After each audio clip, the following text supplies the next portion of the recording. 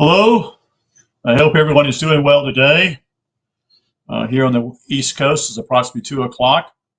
Uh, my name is Brant, last name is Hunt, and my channel is Discerning What is True. And we're going to read next chapter, Amusing Ourselves to Death by Neil Postman, chapter 2. And this is the particular copy that I have here. And I was just reading some information. This book has actually been reprinted again. This was a 1985 copy. The copy was renewed by his son in 2006, I think. And what I understand that Roger Waters of the band called Pink Floyd read this particular book and was impressed by it and did a whole album, actually, Amused to Death. It's the name of the full album. And so you might want to check that out. I have not listened to it, but parts of it. But he apparently saw what Neil Postman was posting and took it to heart to actually do something about it by releasing an album. So the chapter 2 is going to be called Media as Epistemology. It is my intention in this book to show that a greater media metaphor shift has taken place in America, with the result that the content of much of our public discourse has become dangerous nonsense. No kidding. It's more than it's a joke what's being shown on television these days and is being used. It's a joke, absolute joke. But those who have been born actually after in the 80s or afterwards don't know that. You see, they're not aware of that because I was born in 1960, and unfortunately, I, as a boy, watched a number of television programs myself.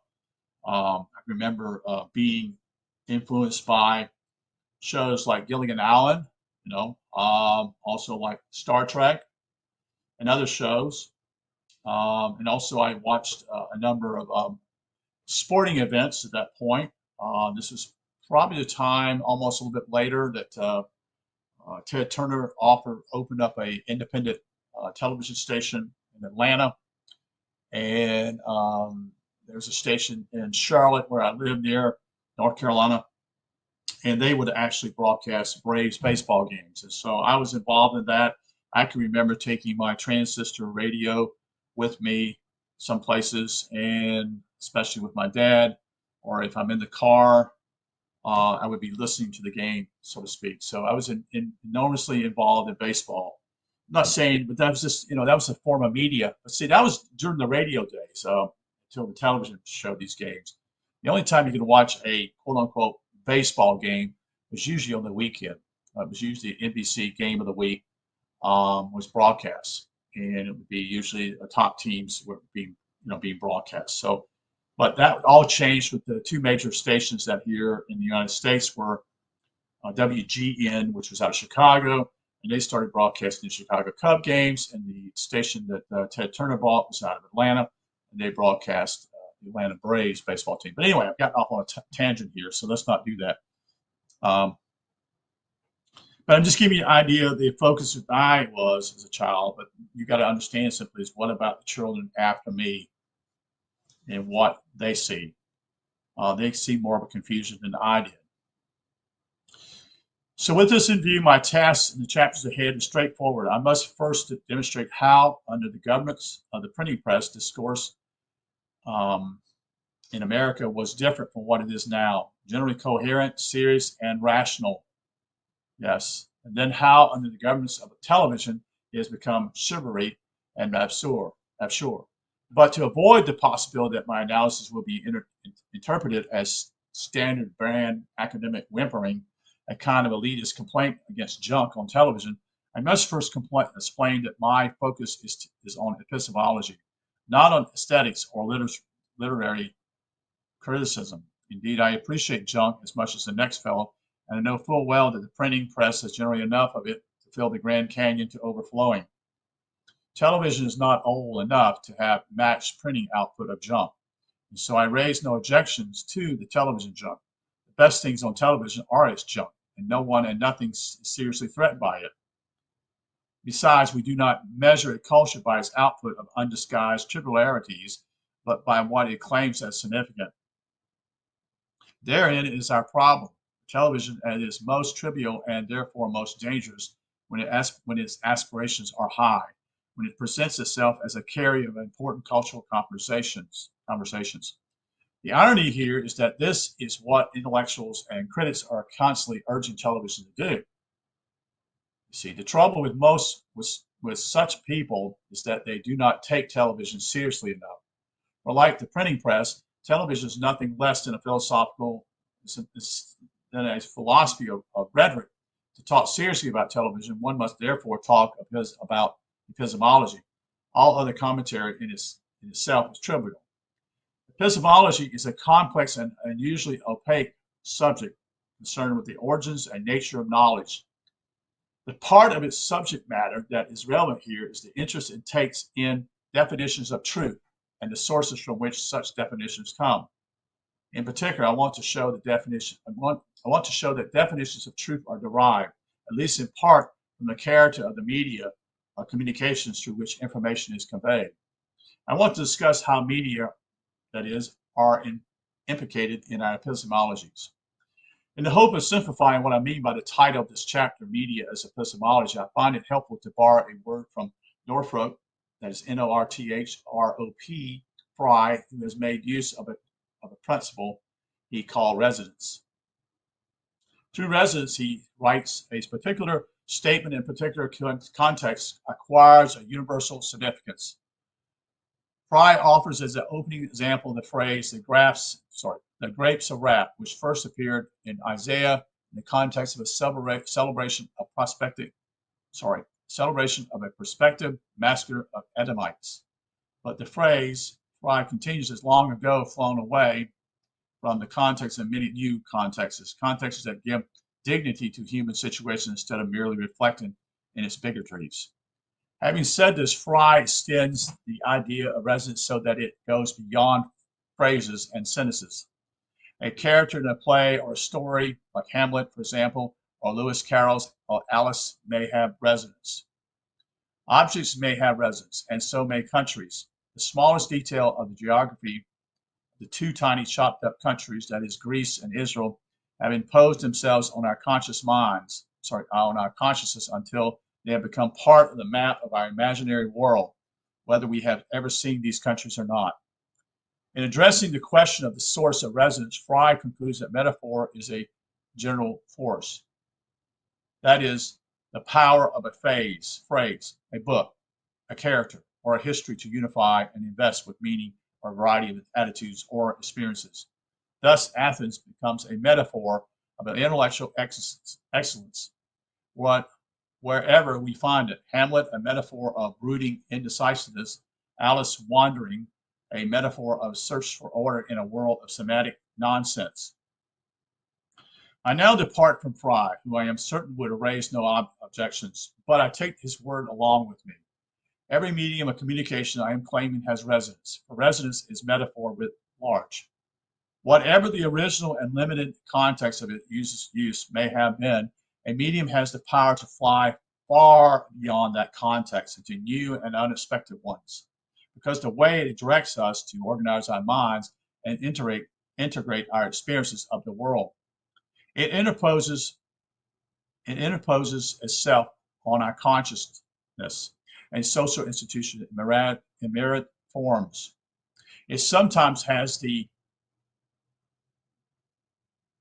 power to become implicated in our concept of piety or goodness or beauty, and is always implicated in the ways we define and regulate our ideas of truth. To explain how this happens, how the bias of a medium sit heavy, felt but unseen over a culture, I offer three cases of truth-telling. The first is drawn from a tribe in Western Africa that has no writing system, but whose rich oral tradition has given form to its ideas of civil law. When a dispute arises, the complainants come before the chief of the tribe and state their grievances. With no written law to guide him, the task of the chief is to through his vast repertoire of proverbs and sayings to find one that suits the situation and equally satisfying to both complainants. That is accomplished. That accomplished, all parties are agreed that that justice has been done, that the truth has been served. You will recognize, of course, that this was largely the method of Jesus and other biblical figures who, living in a essential oral culture, drew upon all the resources of speech, including mnemonic devices, formulaic expressions, and parables as a means of discovering and revealing truth. As Walter on ONG points out in his oral cultures, proverbs and sayings are not occasional devices. They are incessant. They form the substance of thought itself. Thought in its extended form is impossible without them, for it consists in them. To people like ourselves, any reliance on proverbs and sayings is reserved largely for resolving disputes among or with children. Possession and 9/10 of the law, first come, first served. Haste makes waste. These are forms of speech we pull out in small crises when young, but would think ridiculous to produce in a courtroom where serious matters are to be decided. Can you imagine a bailiff asking a jury if it has reached a decision and receiving the reply that to err is human, but to forgive is divine? Or even better, let us render unto Caesar that which is Caesar's, and to God that which is God's. For the briefest moment, the judge might be charmed, but if its serious language form is not immediately forthcoming, the jury may end up with a longer sentence than most guilty defendants. That was back in the days that did have what they call jury trials. I don't know if there's many jury trials anymore in courts these days. That's just my pun for the day. Judges, lawyers, and defendants do not regard proverbs or sayings as relevant responses to legal disputes. In this, they are separated from the tribal chiefs by a media metaphor or in a print-based courtroom, where law books, briefs, citations, and oral or other written material define and organize the method of finding the truth. The oral tradition has lost much of its relevance, but not all of it. Testimony is expected to be given orally on the assumption that the spoken, not written, word is a true reflection of the state of mind of a witness. Indeed, in many courtroom juries are not permitted to take notes, nor are they given written copies of the judge's explanation of the law. Jurors are expected to hear the truth, or its opposite, not to read it. Thus, we may say that there is a clash of resonance in our concept of legal truth. On the one hand, there is a residue belief in the power of speech, and speech alone, to carry the truth. On the other hand, there's a much stronger belief in the authenticity of writing, and in particular printing. This second belief has little tolerance for poetry, proverbs, sayings, parables, or any other expressions of oral wisdom.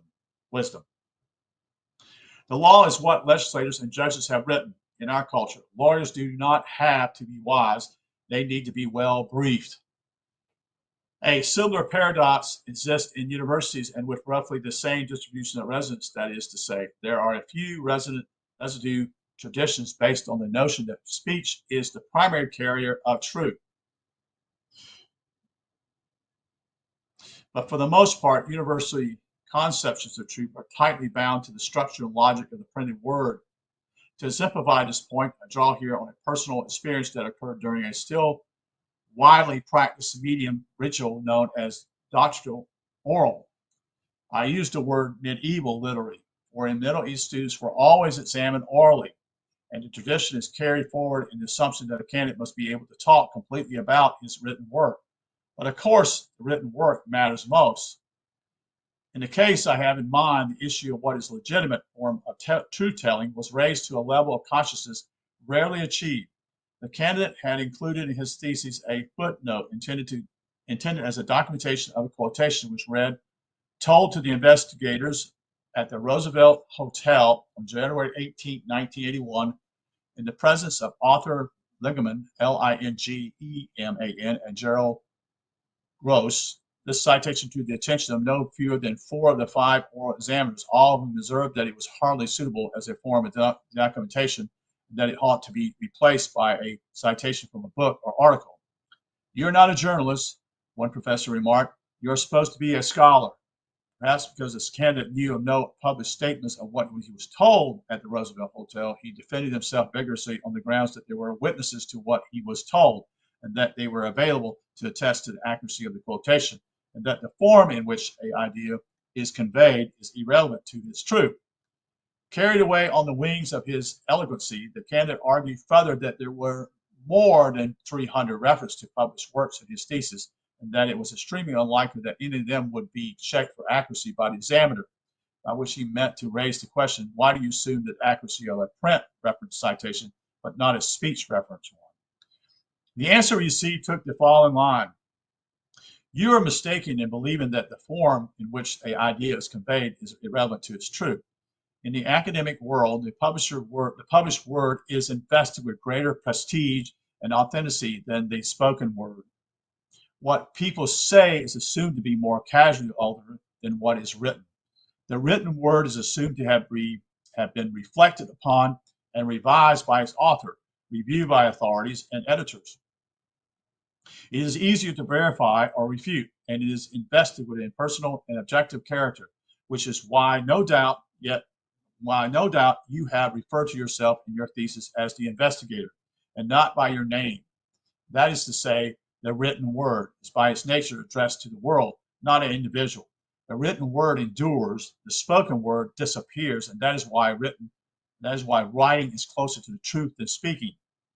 Moreover, we are sure you would prefer that this commission produces a written statement that you have passed your examination, should you do so, than for us merely to tell you that you have, and leave it to that.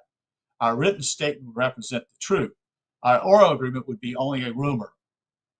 The candidate wisely said no more on the matter except to indicate that he would make whatever changes the commission suggested, and that he profoundly wished that should be passed oral, a written document would attest to that fact.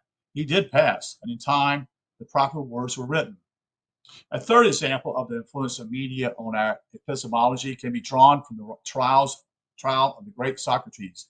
At the opening of Socrates' defense, addressing a jury of 500, he apologized for not having a well-prepared speech. He tells his Athenian brothers that he will falter, begs that they not interrupt him on that account, asks that they regard him as they would a stranger from another city, and promises that he will tell them the truth without adornment or elegance.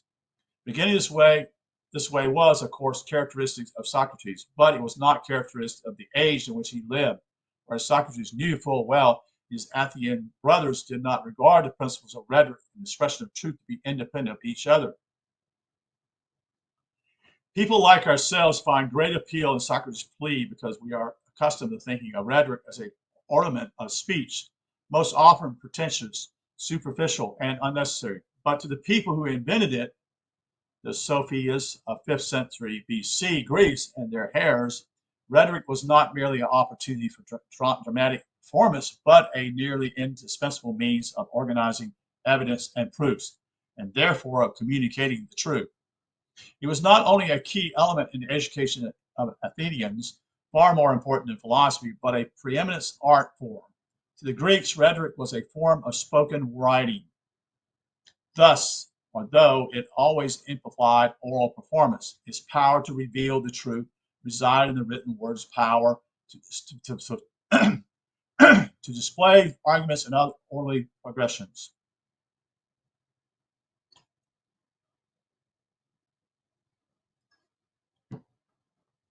Although Plato himself disputed this conception of truth, as we might guess from Socrates' plea, his contemporaries believed that rhetoric was the proper means through which right opinion was to be both discovered and articulated. To disdain rhetoric rules to speak one's thoughts in a random manner without proper emphasis or appropriate passion was considered demeaning to the audience, intelligence, and suggestive of falsehood. Thus we can assume that the many of the 280 jurors who cast a guilty ballot against Socrates did so because his matter was not consistent with truthful matter, as they understood the connection. So out of 500, 280 voted for him to be guilty. The point I'm leading to by this and the previous example is that the concept of truth is intimately linked to the basics, to the bias of form of expression Truth does not and never has come unadored. It must appear in its proper clothing, or it is not a knowledge, which is a way of saying that the truth is a kind of a cultural prejudice. Each culture conceives of it as being most authentically expressed in certain symbolic forms that another culture may regard as trivial or irrelevant. Indeed, to the Greeks or Aristotle's time, and for 2,000 years afterwards, scientific truth was best discovered and expressed by deducing the nature of things from a set of self-evident premises, which accounts for Aristotle believing that women had fewer teeth than men, and that babies are healthier if conceived when the wind is in the north. Aristotle was twice married, but so far as we know, it did not occur to him to ask either of his wives if he could count her teeth. And as for his posterior opinions, we are safe in assuming he used no questionnaires and hid behind no curtains. Such acts would have seemed to him both vulgar and unnecessary. But that was not the way to assert the truth of things. The language of deductive logic provided a surer road. We must not be too hasty in mocking Aristotle's prejudices. We have enough of our own. For example, the equation we moderns make of truth and quantifications in this prejudice, we come astoundingly close to the mystical beliefs of Pythagoras and his followers who attempt to submit all of life to the sovereignty of numbers. Many of our psychologists, sociologists, economists, and other latter-day Kabbalists will have numbers to tell them the truth, or they will have nothing. Can you imagine, for example, a modern economic articulating truths about our standard of living by reciting a poem, or by telling what happened to him during a late night walk through East St. Louis, or by offering a series of proverbs and parables beginning with the saying about a rich man, a camel, and the eye of a needle? The first would be regarded as irrelevant, the second merely as anecdotal, the last would be childish. Yet these forms of language are certainly capable of expressing truth by economic relationships, as well as any other relationships, and indeed have been employed by various peoples. But to the modern mind, residency with different media metaphors, the truth in economics is believed to be best discovered and expressed in numbers. Perhaps it is. I will not argue the point. I only mean to call attention to the fact that there is a certain measure of arbitrariness, that is, in the forms that truth-telling may take. We must remember that Galileo merely said the language of nature is written in mathematics. He did not say everything is, and even the truth about nature need not be expressed in mathematics. For most of human history, the language of nature has been the language of myth and rituals. These forms, one might add, had the virtues of leaving nature unthreatened, and encouraging the belief that human beings are part of it. It hardly befits a people who stand ready to blow up the planet to praise themselves too vigorously for having found the true way to talk about nature. In saying this, I am not making a case for epistemology relativism. Some ways of truth-telling are better than others, and therefore have a healthier influence on the culture that adopt them. Indeed, I hope to persuade you that the decline of print-based epistemology and the accompanying rise of television-based epistemology has had a great consequences for public life, that we are getting sillier, S-I-L-L-I-E-R, by the minute. And that is why it's necessary for me to drive hard the point that the weight assigned to any form of truth-telling is a function of the influence of media of communication. Seeing is believing has always had a preeminent status as a epistemology axiom, but saying is believing, or reading is believing, or counting is believing, or deducing is believing, and feeling is believing, or others that have risen or fallen in importance as cultures have undergone media change. As a culture moves from orality, that is orality, to writing, to printing, to televising, its ideas of truth move with it. Every philosophy is the philosophy of a state of life.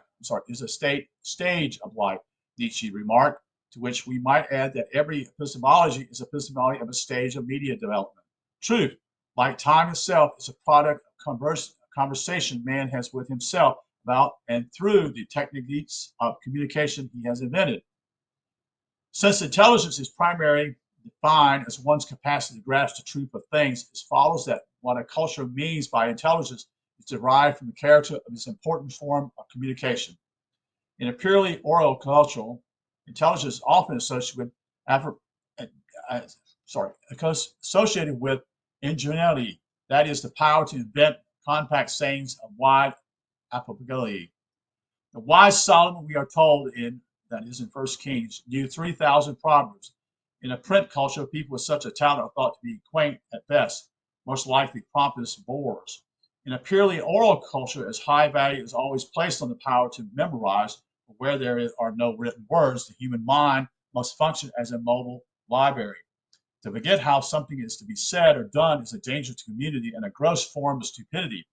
In the print culture, the memorization of a poem, a menu, a law, or most anything else is merely charming. It's almost always functional irrelevant and certainly not considered a sign of high intelligence. Although the general character of print intelligence would be known as anyone who would be reading this book, you may arrive at a reasonable detailed definition of it by simply considering what is demanded of you as you read this book. You are required, first of all, to remain more or less immobile for a fairly long time. If you cannot do this with this or any other book, our culture may label you as anything from hyperkinetic to undisciplined. In any case, as suffering from some sort of intelligent deficiency. The printing press makes rather stringent demands on our bodies as well as our minds. Controlling your body is, however, only a minimum requirement. You must also have to learn to pay no attention to the shapes of the letters on the page. You must see through them, so to speak, so that you can go directly to the meaning of the words they form. If you are preoccupied with the shapes of the letters, you will be an intolerable, inefficient reader, likely to be thought stupid. If you have learned how to get to meaning without aesthetic distractions, you are required to assume an attitude of attachment and objectivity. This includes your bringing to the task what Bertrand Russell called immunity to eloquency, meaning that you are able to distinguish between the sensual pleasure of charm or integrating tone, if such there be, of the words and the logic of their argument. But at the same time, you must be able to tell from the tone of the language what is the author's attitude towards the subject and towards the reader. You must, in other words, know the difference between a joke and an argument.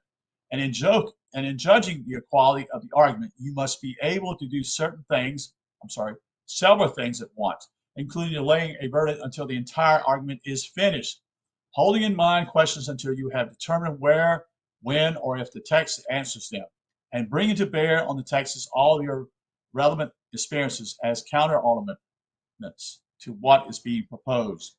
You must also be able to withhold these parts of your knowledge and experience which, in fact, do not have a bearing on the argument. And in preparing yourself to do all of this, you must have divested yourself of the belief that words are magical, or above all, have learned to negotiate the world of abstractions, for there are very few phrases and sentences in this book that require you to call for concrete images. In a print culture, we are apt to say our people who are not intelligent that we must draw them pictures so that they may understand. Intelligence implies that one can dwell comfortably without picture in a field of concepts and generalizations. To be able to do all these things and more constitutes a primary definition of intelligence in a culture whose notions of truth are organized around the printed word. In the next two chapters, I want to show that in the 18th and 19th centuries, America was such a place, perhaps the most printing-oriented culture ever to exist. In subsequent chapters, I want to show that in the 20th century, our notion of truth and our ideas of intelligence have changed as a result of new media displacing the old. But I do not wish to oversimplify the matter more than is necessary. In particular, I want to conclude by making 3 points that may serve as a defense against certain counter-arguments that careful readers may have already formed. The first is that at no point do I care to claim that changes in media bring about changes in the structure of people's minds or changes in their cognitive capacities. There are some who make this claim, or some come close to it. For example, Jerome Bruner, Jack Goody, Walter Ahn, Marshall McLuhan, Julian Jayes, and E. Eric Havelock. I am inclined to think that they are right, but my argument does not require it. Therefore, I will not burden myself with arguing the possibility, for example, that oral people are less developed intellectually in some hypothetical sense than writing people, or that television people are less developed intellectually than either. My argument is limited to saying that a major new medium changes the structure of discourse. It does so by encouraging certain uses of the intellect, by favoring certain definitions of intelligence and wisdom, and by demanding a certain kind of content in its phrase, by creating new forms of truth-telling. I will say once again that I am no relativist in this matter, and that I believe that the epistemology created by television not only is inferior to a print-based epistemology, but is a dangerous one and absurdity. The second point is that the epistemology shift I have intimated and will describe in detail has not yet included, and perhaps never will include, everyone and everything. While some old media do, in fact, disappear, for example, the pictography, writings, Illuminati manuscripts, and with them, the institutions and cognitive habits that they favor. Other forms of conversation will always remain. Speech, for example, and writing. Thus, the epistemology of new forms such as television does not have entirely unchallenged influence. I find it useful to think of a situation in this way. Changes in symbolic environment are like changes in the natural environment. They are both gradual and additive at first, and then all at once a critical mass is achieved. As the physicist said, a river that has slowly been polluted suddenly becomes toxic. Most of the fish perish, swim becomes a danger to health. But even then, the river may look the same, and one may still think a boat ride on it. In other words, even when life has been taken from it. The river does not disappear, nor do all of its uses, but its value has been seriously diminished, and its degraded condition will have harmful effects throughout the landscape. It is this way with our symbolic environment we have reached. I believe a critical mass in that electronic media has decisively and irreversibly changed the character of a symbolic environment. We are now a culture whose information, ideas, and epistemologies are given by television, not by the printed word. To be sure, there are still readers and there are many books published, but the uses of print and reading are not the same as they once were, not in school, the last institution where print was thought to be invincible. They delude themselves, who believe that television and print coexist, for coexistence implies parity. There is no parity here. Print is now merely a residue epistemology, and it will remain so, aided to some extent by the computer and newspapers and magazines that are made to look like television screens, like the fish who survives the toxic river and the boatman who sails on it. There still dwell among us those whose sense of things is largely influenced by older and clearer waters. The third point is that in the analogy I have drawn above, the rivers refer largely to what we call public discourse, a political, religious, informational, and commercial form of conversations, that is. I am arguing that a television-based epistemology pollutes public communication and its surrounding landscape, not that it pollutes everything. In the first place, I'm constantly reminded of television's value as a source of comfort and pleasure to the elderly, the infirm, and indeed all people who find themselves alone in motel rooms. I am also aware of television potentially for creating a theater for the masses, a subject which, in my opinion, has not been taken seriously enough. There are also claims that whatever power television might have to undermine rational discourse, its emotional power is so great that it could arouse sentiment against the Vietnam War or more violent forms of racism.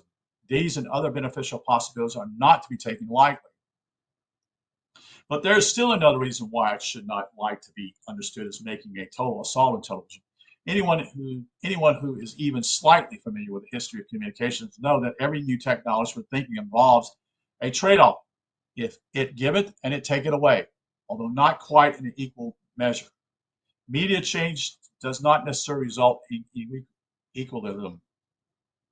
It sometimes creates more than it destroys. Sometimes it is the other way around. We must be careful in praising or condemning because the future may hold surprises for us. The invention of the printing press itself is a paradigmatic example. Typography fostered the modern idea of individuality, but it destroyed the medieval sense of community and integration. Typography created prose, but made poetry into an exotic and elitist form of expression. Typography made modern science possible by transforming religious sensibility into mere superstition.